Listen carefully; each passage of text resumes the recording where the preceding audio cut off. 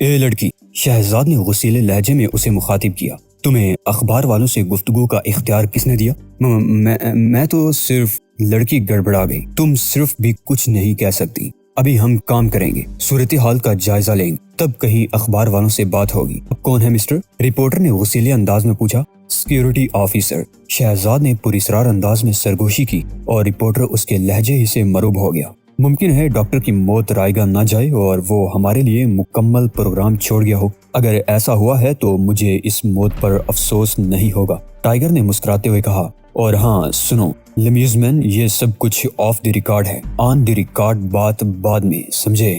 Reporter کا منہ مارے حیرت کے کھلا کا کھلا رہ گیا، کیونکہ اس نے پہلے کبھی کسی سرکاری افسر کو موت کے بارے میں اتنی بیزاری سے گفتگو کرتے ہوئے نہیں سنا تھا۔ اسے ایسا لگا تھا جیسے اس وجیہہ نوجوان افسر کو کسی کی زندگی کی پرواہ ہی نہ ہو۔ وہ ٹائیگر کو گھورتا ہوا چلا گیا اور پھر ٹائیگر اس عورت کی طرف متوجہ ہو گیا جس نے اسے بتایا تھا کہ ایف بی آئی کے 2 افراد، جن میں سے ایک کے پاس بریف کیس تھا، ڈاکٹر شیلڈ کی لیبارٹری میں داخل ہوئے۔ ان کا کہنا تھا کہ وہ بم تلاش کر کے ناکارہ بنانے والے آلات بریف کیس میں لائے ہیں۔ ان میں سے ایک موٹا اور دوسرا دبلا تھا، اور دونوں شکل و صورت، جسم اور انداز سے ایف بی آئی میں بھرتی ہونے کے قابل بھی نہیں لگتے تھے، لیکن انہوں نے اپنے بیج دکھائے تو سب کو یقین آ گیا کہ وہ ایف بی آئی والے ہیں۔ ٹھیک ہے خوبصورت خاتون، ٹائیگر نے مسکراتے ہوئے اس کی طرف دیکھا جس کی آنکھیں اب بہت حسین لگ رہی تھی، اور وہ آنکھیں شہزاد کو ناقابل فہم انداز میں دیکھ رہی تھی، مگر یہ وقت نہ تو وارفتگی دکھانے کا تھا اور نہ ہی آنکھوں سے متاثر ہونے کا۔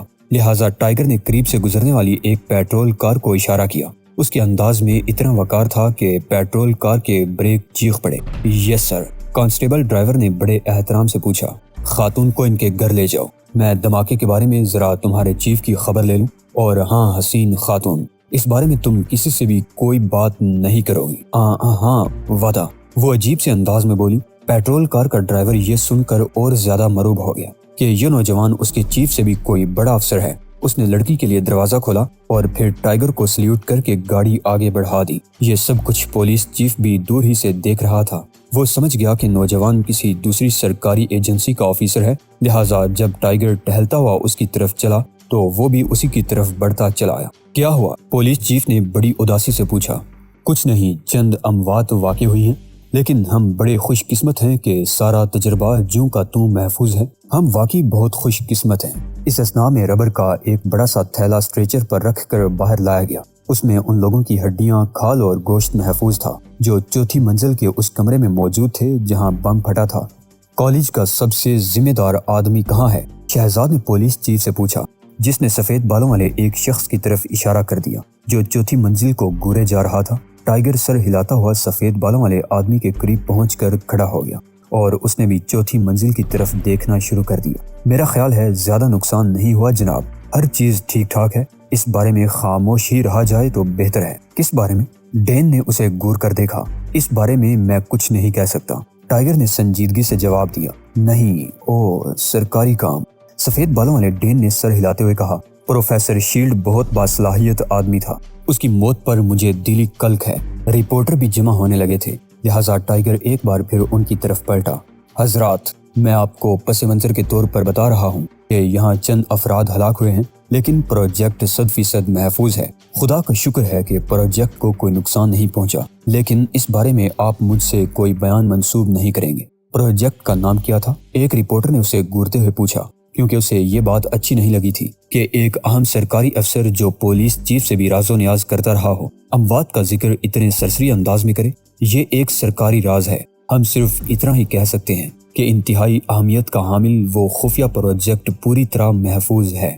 رپورٹر پنجے جھاڑ کر اس کے پیچھے پڑنے لگے تو وہ انہیں غچہ دے کر عمارت کے اندر چلا گیا۔ ایک فائر انسپیکٹر نے اسے روکنا چاہا، لیکن شہزاد اس سے قبل ہی پولیس چیف کی طرف پلٹ کر ہاتھ لہرا چکا تھا۔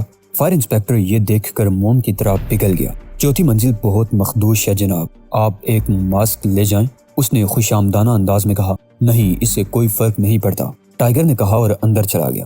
انسپیکٹر مارے حیرت کے اپنے چہرے پر ہاتھ پھیرنے لگا جس پر زہریلی گیس سے بچنے کے لیے ماسک لگا ہوا تھا۔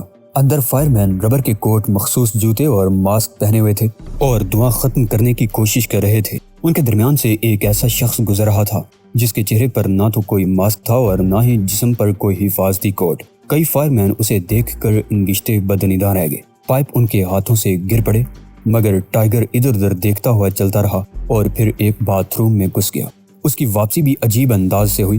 وہ باتھ روم سے نکلا تو اس کے ہاتھوں میں ایک ڈبہ دبا ہوا تھا جس کی وارنش اس نے باتھ روم میں ہی صاف کر دی تھی، اور اب ڈبہ اپنی دانت کی اصلی رنگت کے مطابق نظر آ رہا تھا۔ اس ڈبے کی صفائی اس نے اس طرح کی تھی کہ اس پر کھرچن کا نشان نہیں آیا تھا، حالانکہ اس میں ٹوائلٹ کا سامان رکھا ہوا ہے۔ وہ ڈبہ سنبھالے نیچے اتر گیا۔ لوگوں نے اسے گھیر لیا، ان میں پولیس چیف بھی شامل تھا۔ کمال ہو گیا، شہزاد نے زور سے کہا تاکہ سب لوگ سن سکیں۔ اس پر ایک خراش بھی نہیں آئی۔ اس نے کوٹ اتار کر ڈبے کو اس میں چھپا لیا تھا، اور پھر اس سے قبل کہ لوگ اس سے سوال کرتے، وہ یہ کہہ کر انتظامی بلاک کی طرف چل دیا کہ وہ رات بھر اس ڈبے کی حفاظت کرے گا۔ میں اسی عمارت میں رہوں گا، اس نے اعلان کیا۔ یہ سن کر بہت سے لوگ حیرت زدہ رہ گئے۔ پھر جب انہوں نے ٹائیگر کا یہ حکم سنا کہ وہ سب اپنے شناختی کارڈ دکھائیں تو ان کے غصے کی انتہا نہ رہی، لیکن وہ اسے حاکم سمجھ بیٹھے تھے اور حکم حاکم مرگ مفاجات کے مصداق انہوں نے اپنے کارڈ دکھائے۔ ہر شخص کا کارڈ دیکھ کر شہزاد اسے عمارت سے فوراً نکل جانے کے لیے کہتا رہا، اگر یہاں دھماکہ ہوا تو تم میں سے کوئی بھی نہیں بچے گا، چلو بھاگو۔ اس کی آواز گونجتی رہی اور وہ اپنے کوٹ اٹھا کر بھاگتے رہے۔ کچھ دیر بعد ہر طرف خاموشی چھا گئی۔ سورج ڈوبنے لگا۔ ٹائیگر کی آنکھیں دروازے پر جمی رہی جو دوسری منزل سے صاف نظر آ رہا تھا۔ پھر 5:30 بجے وہ ایک طویل سانس لے کر جھکا اور اس نے ایک طرف پڑے ہوئے ڈبے کو اٹھا کر گود میں رکھ لیا۔ اسے کسی کا انتظار تھا، اور انتظار کے یہ لمحے زیادہ طویل ثابت نہ ہوئے۔ اس نے اخباری نمائندوں کو غلط راہ پر ڈال دیا، جس کے نتیجے میں یہ خبر عام ہو گئی کہ ایک اعلیٰ افسر کوئی اہم چیز تلاش کرنے میں کامیاب ہو گیا ہے۔ ٹائیگر کو توقع تھی کہ اس اہم چیز کے لیے اس سے رابطہ ضرور قائم کیا جائے گا۔ وہ اس پراسرار ڈبے کو لے کر بیٹھا رہا، حتیٰ کہ اس کی سماعت سے 2 آدمیوں کے قدموں کی چاپ ٹکرانے لگی۔ اس کی تمام تر حسیات بیدار ہو گئی، لیکن اس نے نگاہ اٹھا کر آنے والوں کی طرف نہیں دیکھا، بلکہ اس ڈبے کو گھورتا رہا جسے اس نے گود میں رکھا ہوا تھا۔ FBI! ایک آواز ابھری۔ ٹائیگر نے چونک کر ان کی طرف دیکھا۔ انہوں نے اپنے بیج دکھائے تو ٹائیگر کے ہونٹوں پر بڑی ہی خطرناک مسکراہٹ رقص کرنے لگی۔ مسٹر مولبی اور مسٹر فلپ، اس نے بیج دیکھ کر کہا، اور اس کے ساتھ ہی اس کے جسم کا ایک ایک ریشہ سخت ہوتا چلا گیا۔ وہ ان دونوں کی موجودگی میں خون، نفرت اور درندگی کی بو محسوس کرنے لگا تھا، اور ہر گزرتے ہوئے لمحے کے ساتھ ہی یہ بو تیز ہوتی جا رہی تھی۔ FBI والے اس تلاش میں آ پہنچے تھے کہ عمارت سے کون سی چیز نکالی گئی ہے۔ یقیناً انہیں ایک پراسرار ڈبے کے بارے میں اخباروں سے معلوم ہوا ہے۔ ٹائیگر نے اپنے ملاقاتیوں کی طرف سوالیہ نظروں سے دیکھا۔ ان دونوں نے جو بیج دکھائے تھے وہ کسی دانت کے بنے ہوئے تھے۔ ٹائیگر کے کانوں کی لمحے لمحے بھر کے لیے متحرک ہوئی، پھر اس کے ہونٹ یوں لرزے جیسے وہ مسکرانے ہی والا ہو، اور سچ مچ اس کے ہونٹوں پر مسکراہٹ آ گئی جو رفتہ رفتہ پھیلتی چلی گئی، حتیٰ کہ اس مسکراہٹ کے تاثرات اب اس کی آنکھوں سے بھی ظاہر ہونے لگے تھے۔ تم لوگ FBI والے تو نہیں لگتے۔ FBI کے ایجنٹ ملاقاتی کارڈ استعمال کرتے ہیں، ٹائیگر نے کہا۔ ہمارا تعلق اسپیشل برانچ سے ہے، مولوی نے جواب دیا۔ کیا یہ وہی ڈبہ ہے جس کے بارے میں ریڈیو اور اخبار خبریں دے رہے ہیں؟ فلپ نامی ایجنٹ نے سوال کیا۔ ہاں، یہ وہی ڈبہ ہے، شہزاد نے مسکرا کر جواب دیا۔ اسے حیرت تھی کہ ابھی تک حکام اسے کسی اعلیٰ خفیہ ایجنسی کا افسر ہی سمجھ رہے تھے۔ تم کون ہو؟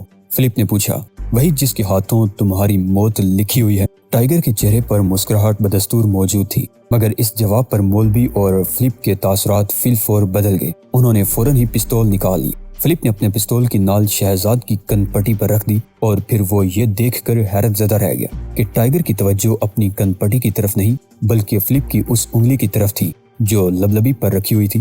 ٹائیگر کے چہرے پر اب بھی مسکراہٹ تھی، جسے دیکھ کر فلپ کا دل غیر معمولی طور پر دھڑکنے لگا تھا۔ اس دوران میں مولوی ملحقہ کمروں کی تلاشی لے کر واپس آ گیا تھا۔ یہاں اور کوئی نہیں ہے، اس نے اعلان کرنے والے انداز میں کہا۔ سنو دوستو، شہزاد نے لبلبی سے نظریں ہٹائے بغیر کہا، ایک اصول گرہ میں باندھ لو تو تمہاری صحت کبھی خراب نہیں ہوگی کہ کام کرتے ہوئے ہمیشہ سیٹی بجاتے رہا کرو۔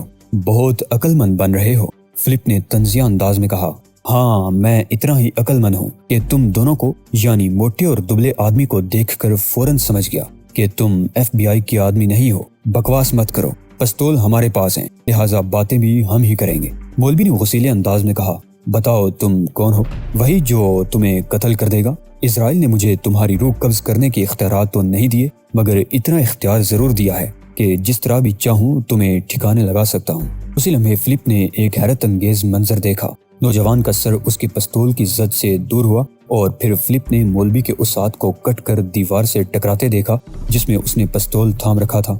فلپ نے لبلبی دبانے کی کوشش کی مگر اسے یوں لگا جیسے کسی نے اس کا سر کندھوں سے اتار پھینکا ہو۔ در حقیقت ہوا بھی یہی تھا۔ ٹائیگر کا ہاتھ تلوار کے سے انداز میں کوس بناتا ہوا فلپ کی گردن پر پڑا تھا اور فلپ کی گردن کٹ گئی تھی۔ مولوی جو ایک ہاتھ سے محرومی کے باوجود پستول اٹھانے کی کوشش کر رہا تھا، یہ منظر دیکھ کر دہشت زدہ رہ گیا، لیکن خود اس کو دیکھ کر خوف زدہ ہونے والا کوئی بھی نہ رہا کیونکہ ٹائیگر نے اس کا دوسرا ہاتھ بھی شانے سے الگ کر کے پھینک دیا تھا۔ مولوی منہ کے بل گر گیا۔ ٹائیگر نے اسے گریبان سے پکڑ کر اٹھا لیا۔ تمہیں کس نے بھیجا تھا؟ ٹائیگر کا لہجہ خونخوار ہو گیا۔ میں اسے نہیں جانتا، مولوی نے درد سے تڑپتے ہوئے جواب دیا۔ ٹائیگر نے اس کی گردن کے نیچے ہاتھ پھیرا تو درد اچانک ہی غائب ہو گیا۔ اب بولو، کون ہے وہ؟ ٹائیگر نے غراتے ہوئے پوچھا۔ میں اسے واقعی نہیں جانتا، میں نے اسے کبھی دیکھا ہی نہیں۔ مولوی کی حالت حیرت انگیز طور پر پرسکون تھی۔ اسے تو اب صرف یہ فکر کھائی جا رہی تھی کہ دونوں ہاتھوں سے محروم ہونے کے بعد وہ زندہ کیسے رہے گا۔ کیا یہ بات خطرناک نہیں تھی کہ تم ایک ایسے آدمی کے لیے کام کرتے رہے جو کبھی تمہارے سامنے نہیں آیا؟ وہ بہت باری تنخواہ دیتا ہے، اس سے آئندہ کب ملاقات ہوگی؟ تم اسے ناقابل یقین سمجھو گے، لیکن اس نے ہم سے کہا تھا کہ اگر کوئی اس کے بارے میں شدت سے پوچھے تو کہہ دینا کہ وہ ملاقات کے لیے انتظار کرے۔ اس نے ہمیں ایک عجیب سے نام کا رس بھی پلایا تھا۔ رس؟ یہاں آنے سے قبل؟ ٹائیگر نے چونک کر پوچھا۔ ہاں، اس رس کا نام شاید کنان گورس تھا۔ تم لوگ سائنسدانوں کو کیوں قتل کر رہے تھے؟ میں مقصد سے لا علم ہوں۔ تم کس آئل کمپنی کے لیے کام کر رہے ہو؟ اس کا جواب بھی وہی دے سکتا ہے۔ کیا تمہیں علم نہیں کہ ایف بی آئی والے دانت کے بیج استعمال نہیں کرتے؟ ٹائیگر نے مذاق اڑانے والے انداز میں کہا۔ معلوم ہے، مگر اس نے کہا تھا کہ ہم دانت کے بیج ہی استعمال کریں۔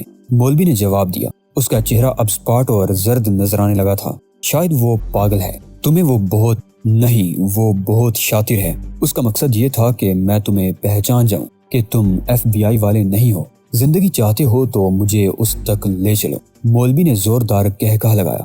وہ ڈگمگانے لگا۔ اس نے ہاتھ چلا کر توازن برقرار رکھنے کی کوشش کی مگر وہ تو کب کا ہاتھوں سے محروم ہو چکا تھا۔ وہ گر پڑا۔ اس کے کہے ابلتے رہے اور پھر اچانک ہی اس کا جسم سرد پڑنے لگا اور وہ موت سے ہمکنار ہونے لگا۔ اس کی آنکھیں بجھنے لگی تھی۔ اس نے تمہیں کون سا رس پلایا تھا؟ ٹائیگر نے اس کی نبض پر ہاتھ رکھ کر بے چینی سے پوچھا۔ سناجو رس تو نہیں تھا؟ بولو۔ ہاں، شاید یہی نام لیا تھا۔ یہ کہتے ہوئے اس کی گردن ڈلک گئی۔ شہزاد چند لمحوں تک دونوں لاشوں کو گورتا رہا، پھر اس نے ان کے پستول ہولسٹروں میں واپس رکھ دیے اور اس کے بعد کیلیفورنیا کے چمکتے ہوئے سورج کی تدفین کا منظر دیکھنے کے لیے باہر نکل آیا جو تیزی سے مغرب کی طرف جھک رہا تھا۔ اسے اندازہ ہو چکا تھا کہ ان دونوں کو زہر دیا گیا تھا، لیکن اتنی احتیاط برتی گئی تھی کہ وہ صرف اس سے بات کرنے تک ہی زندہ رہیں تاکہ ٹائیگر کو معلوم ہو سکے کہ اس کا حریف کون ہو سکتا ہے۔ وہ اپنا کام پورا کر گئے تھے۔ اوشان کے بھتیجے نوگان نے اسے ایک بار پھر چیلنج کر دیا تھا۔ سناجو کا شیطان اسے دوبارہ للکار رہا تھا۔ مشاورتی کونسل کے اجلاس میں کرنل غزالی لمبی لمبی رپورٹیں سنتا رہا۔ اس کے چہرے پر اس دوران بھی کئی رنگ آئے اور گزر گئے۔ اس کی نظر بار بار اپنے قومی پرچم پر جاتی رہی جو دیوار پر لگا ہوا تھا۔ وہ سوچ رہا تھا کہ احمقانہ درآمدات کے باعث ملک کا کتنا سرمایہ باہر جا رہا ہے۔ پھر جب کرنل غزالی نے کسی رپورٹ پیش کرنے والے کے منہ سے 2,50,000 امریکی ڈالر کے اعداد سنے تو وہ چونک کر سیدھا بیٹھ گیا۔ اس نے فیصلہ کر لیا کہ وہ مزید کسی فضول خرچی کی اجازت نہیں دے گا۔ یہ 2,50,000 ڈالر کی رقم خرچ ہونے سے عوام کو کیا فائدہ ہوگا؟ اس کی تیز اور مردم شناس نظریں ذہین وزیر برائے خفیہ امور پر گڑ کر رہ گئی۔ یہ وزیر پہلے تو واقعی بے حد ذہین تھا، لیکن اب نہ جانے کیوں آہستہ آہستہ اس کی صلاحیتیں زنگ کھائے جا رہی تھی۔ کرنل، وزیر نے بڑے ادب سے کہا، میں آپ کا مطلب نہیں سمجھا۔ میں صرف یہ پوچھ رہا ہوں کہ اس رقم کے خرچ سے میرے عوام کو کیا فائدہ ہوگا؟ یہ رقم بیرون ملک مقیم جمہوریہ کے ان طلباء کو سہولتیں فراہم کرنے میں خرچ کی جا رہی ہیں جو آپ کی حکومت اور انقلاب کے حامی ہیں۔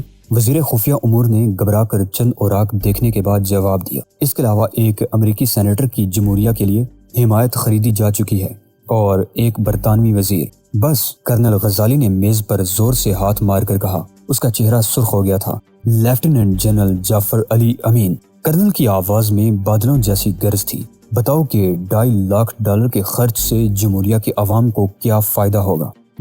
میرے رہنما دراصل… سنو جعفر، کرنل کا لہجہ اچانک نرم پڑ گیا۔ ہم سب یہیں بیٹھے ہیں، جاؤ اور دیکھ کر آؤ کہ یہ رقم کہاں خرچ ہوئی ہے۔ لیفٹیننٹ جنرل جعفر ایڑیاں بجا کر چلا گیا اور پھر چند ہی لمحوں میں واپس آ گیا۔ لیڈر، اس نے بڑے فخر سے گردن اکڑا کر کہا، یہ رقم 2 افراد مولوی اور فلپ پر خرچ کی گئی ہے۔ ان کے نام کے آگے ٹی لکھا ہوا ہے، اور اس ٹی کا مطلب کیا ہے جنرل؟ کرنل غزالی کی تیز نظریں جعفر امین کے دل میں اترنے لگی، جسے لفظ ٹی کا مطلب معلوم نہیں تھا۔ وہ صرف اتنا ہی جانتا تھا کہ اس کا فرانسیسی مشیر انفانسن جورین ہی اس کا مطلب بتا سکتا ہے، اور یہ بات کرنل غزالی کو بھی معلوم تھی۔ جورین کا یہاں بظاہر کوئی عہدہ نہیں تھا، لیکن جب بھی وزیر خفیہ امور کو کوئی کام پڑتا تو جورین ہی اس کی مدد کیا کرتا۔ جورین کو بیرونی منصوبوں کی تکمیل کا مکمل اختیار حاصل تھا۔ مشاورتی کونسل کے اجلاس کے دوران میں وہ دوسرے غیر ملکی مشیروں کے ساتھ لابی ہی میں بیٹھا رہتا تاکہ وزیر خفیہ امور کو جب بھی مشورہ درکار ہو تو وہ وہاں موجود ہو۔ جعفر، اپنے مشیر کو بلاؤ، کرنل غزالی نے غیر متوقع حکم دیا۔ اس سے قبل مشاورتی کونسل کے اجلاس میں کبھی کسی غیر ملکی کو طلب نہیں کیا گیا تھا۔ لیفٹیننٹ جنرل جعفر پہلے تو حیرت سے کرنل غزالی کو دیکھتا رہا، پھر فوراً ہی پلٹ کر باہر نکل گیا۔ وہ تم سے ملنا چاہتے ہیں جورین؟ لیفٹیننٹ جنرل جعفر نے پھولی ہوئی سانس ٹھیک کر کے اپنے مشیر سے کہا۔ ذاتی طور پر؟ جورین ایک لمحے کے لیے کانپ کر رہ گیا۔ ہاں، ذاتی طور پر، یہ ان کا حکم ہے، جلدی کرو۔ انفانسن جورین، کرنل غزالی نے اسے بغور دیکھ کر کہا، اور جورین کو یوں لگا جیسے کرنل کی عقابی آنکھیں اس کا ریشہ ریشہ ادھیڑ رہی ہوں۔ تم وہی شخص ہو نا جس کو باری معاوضے پر اس کام کے لیے رکھا گیا تھا کہ دوسرے ملکوں میں ہونے والی تبدیلیوں پر نظر رکھ سکو، اور تم ہماری خفیہ سرگرمیوں کے سربراہ بھی ہو۔ دوستو، اسی کے ساتھ آج کی قسط کا اختتام ہوتا ہے۔ گزارش ہے کہ چینل کو سبسکرائب کرتے ہوئے ویڈیو کو لائک شیئر لازمی کیجیے۔ اللہ نگہبان۔